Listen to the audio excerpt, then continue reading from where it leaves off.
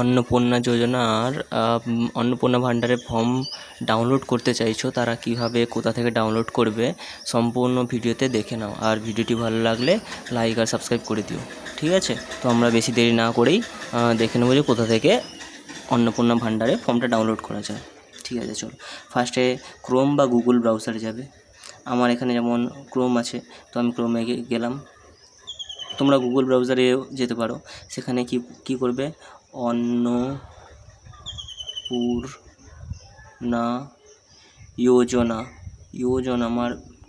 যোজনা portal মারবে, একদম official ওয়েবসাইটে চলে আসবে। সার্চ মারবে, এই যে Annapurna Yojana government of West Bengal, first লিঙ্কে এখানে টাচ করবে।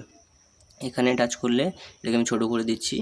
এখানে দেখো Annapurna Yojana portal, track application status. Application যখন হয়ে যাবে তারপর স্ট্যাটাস দেখাবে।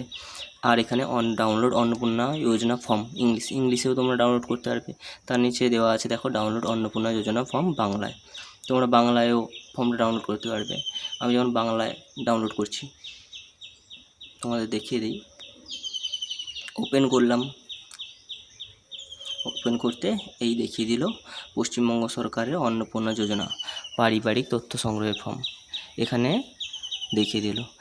এখানে বলা হয়েছে প্রতিটি বিভাগে টিক বা চেকবক্সের বিকল্প এবং নির্দেশাবলী রয়েছে। প্রতিটি চেকবক্স ও ক্ষেত্র পরিষ্কারভাবে চিহ্নিত করা হয়েছে। আবেদনকারী এবং যাচাইকারী কর্মকর্তাদের জন্য প্রয়োজনীয় নির্দেশাবলী প্রদান করা হয়েছে। প্রতিটি বিভাগ পূরণ করা বাধ্যতামূলক করেছে। মানে এখানে বলেছে তোমাদের ফ্যামিলির অল স্ট্যাটাস, কারা কারা আছে, কতজন আছে, তাদের নাম কি, তাদের সব কিছু ডিটেলস তারা পেয়ে যাবে।